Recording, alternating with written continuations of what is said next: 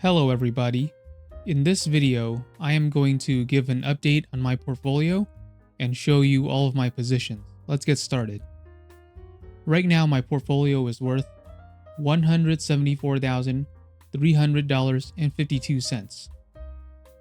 In the past year, I am up $54,151.11.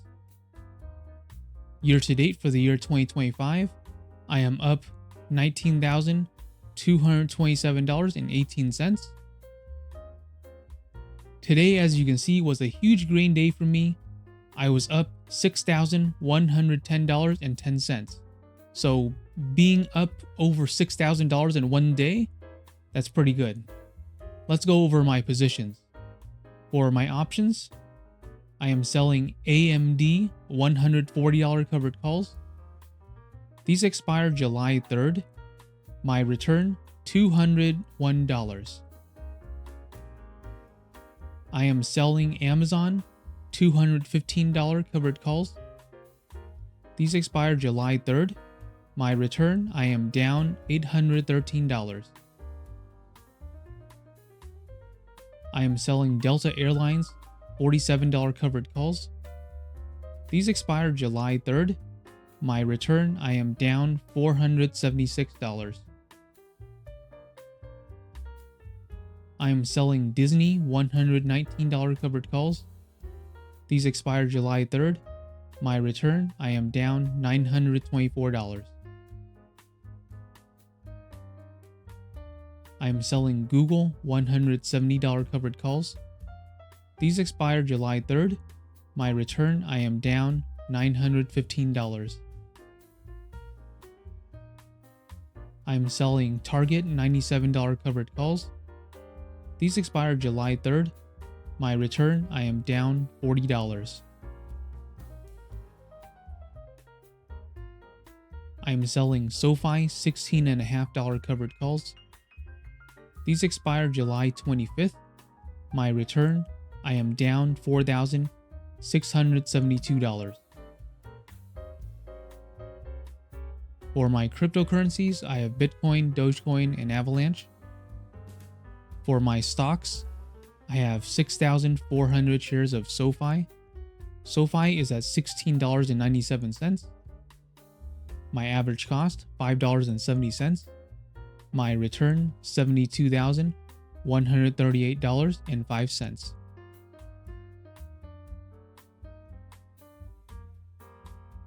I have 300 shares of Amazon. Amazon is at $218.50. My average cost, $226.06. My return, I am down $2,267.01.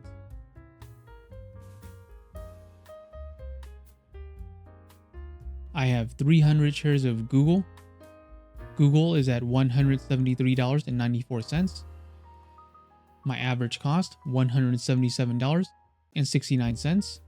My return, I am down $1,120.50.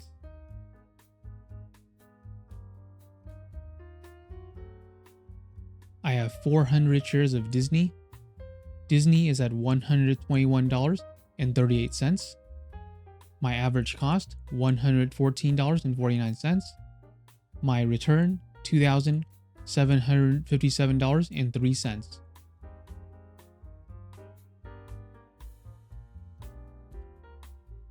I have 300 shares of AMD. AMD is at $144.18. My average cost, $143.74. My return, $132.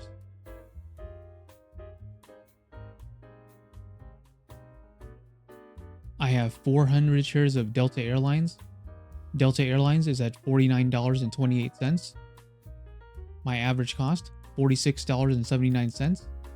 My return, $997.82.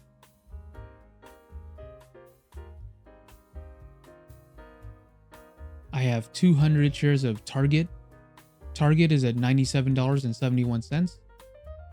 My average cost, $149.41. My return, I am down $10,340.50. This is a margin account. My margin used is $169,176.75. I have $34,661.25 in buying power. My margin status is low risk. This is determined by my margin buffer. So if my margin buffer is greater than 5%, I'm low risk. If my margin buffer is less than or equal to 5%, I'm considered high risk. Right now, my buffer is $92,502.34. That is a 53.35% buffer. So I'm not really in danger of getting margin called right now. That's why I'm considered low risk. My annual interest rate is 5.25%. The daily interest that I am paying is $25.91. And I am using $1,000 of margin interest free. So now my portfolio is at $174,000, which is good. I did mention in a previous video that I would start doing, betting on Kalshi. Now, I have tried it for a couple weeks now, and I have my thoughts on it, which I will share in a separate video. I'll make another video explaining my honest opinion and my review on Kalshi as someone in my position. Now, the thing is, it is good for people who have a low account balance. Like, I'll just show you guys right now. But so, for example, here's one for how high will Bitcoin get this year, right? Let me zoom in so you guys can see better. So how high will Bitcoin get this year? Now, and there's different numbers that you can bet on. So if I think that, Bitcoin will go to $180,000 or above, I can bet on yes for $180,000 or above. And if I put in $100, actually, if I put in $10, then if Bitcoin actually does go to $180,000 or above, then I get $67 as the payout. Now, the problem is, it's not very scalable. So let's say that I was very confident that Bitcoin would not reach $180,000 or above this year, right? If I'm voting on no, that Bitcoin will reach $180,000. So I'm saying that Bitcoin will not reach $180,000 this year. If I bet $100 on this, as you can see, the payout if I win is $112. If I bet $100. So that's like a 12% gain, right? If I'm right. But again, it's not very scalable because compare that to my position sizes in my Robinhood portfolio. I mean, for example, SoFi, look at how much money I have in SoFi. I have my market value for my SoFi position, $108,608 of SoFi. If I try to do the same thing on Kalshi, let's say I'm so super confident that Bitcoin will not reach $180,000 a year to the point where I'm willing to bet, let's say $50,000. As you can see, if I bet $50,000, I'm only getting a $50,880 payout. Only a profit of $880. Out of 50,000, that's only a 1.7% gain. Whereas if I bet a small amount, like let's say $20 payout if I win is $22. I mean, that's much better of a payout if I'm betting a smaller amount, like $20, right? Whereas if I'm betting a high amount, I'm only getting like 1%. So it's not very scalable. Or I could put in a lot of money, but it doesn't scale up across the board. Like it doesn't stay the same payout percentage if I were to make a big bet. right? The volume is just not there. And there's some things that you can bet on Kalshi where it's low volume to the point where there's not even enough people to make a big position. So for example, let's say that one of the things on my watch list is will Lorde have a #1 album this year? So let's say that I think that I'll bet on no. Let's say that I think that Lorde will not have a #1 album this year.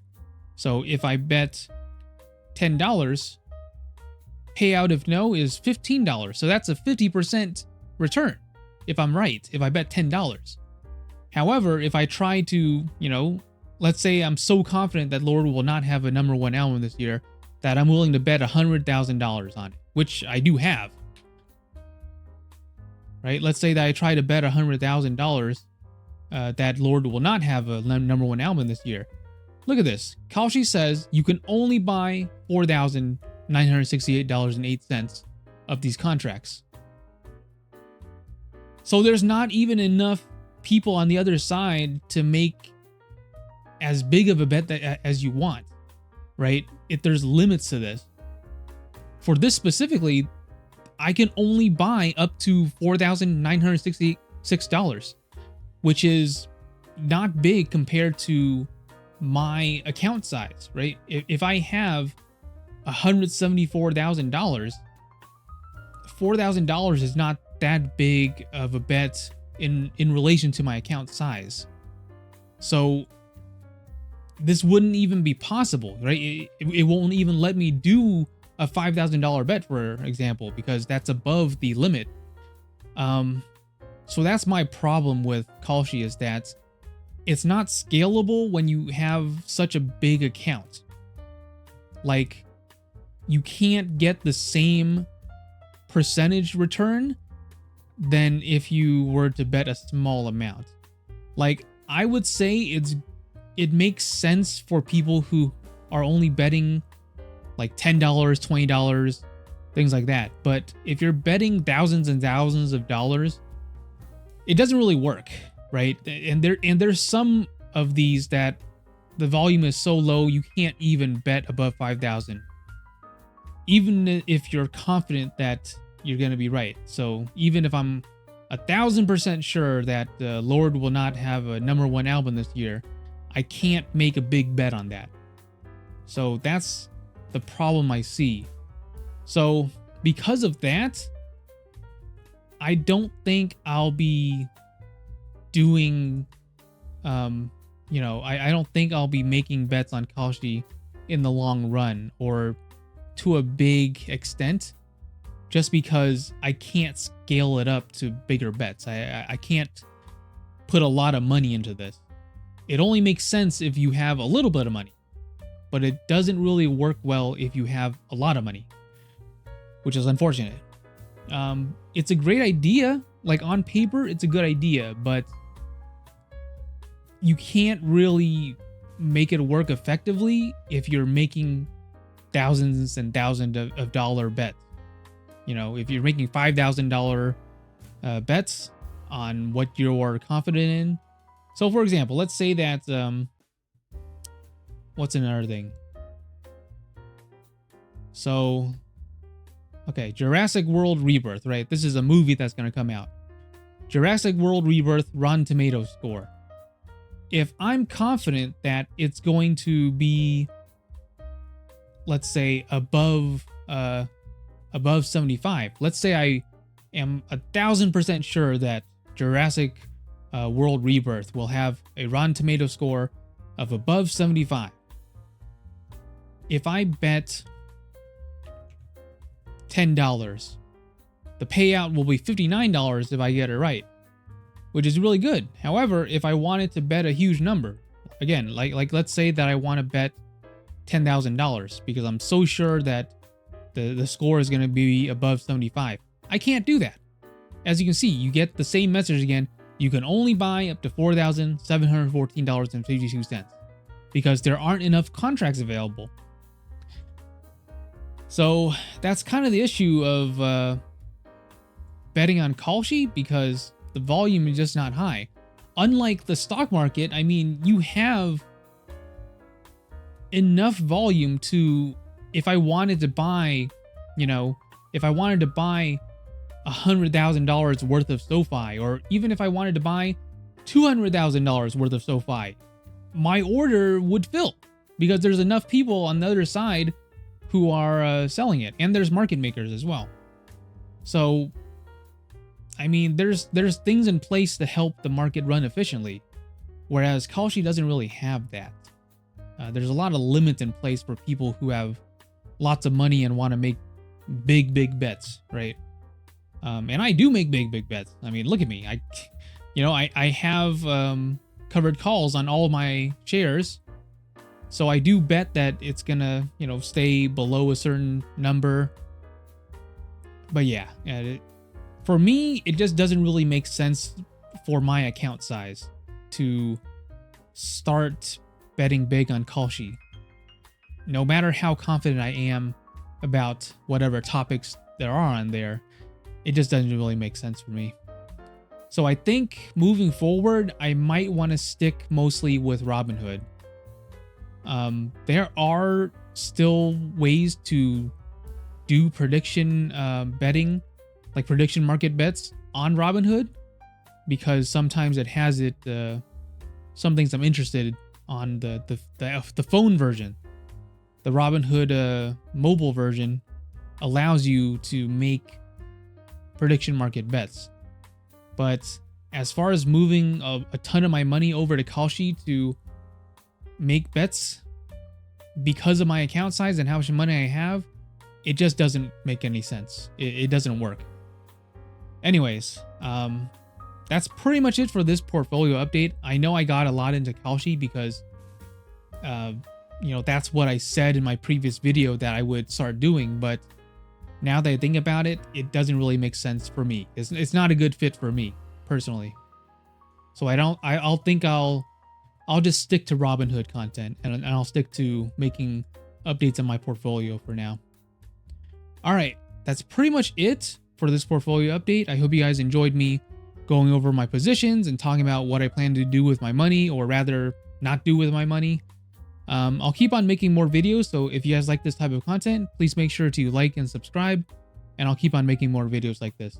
Thank you so much for watching, and I'll see you guys next time. Bye.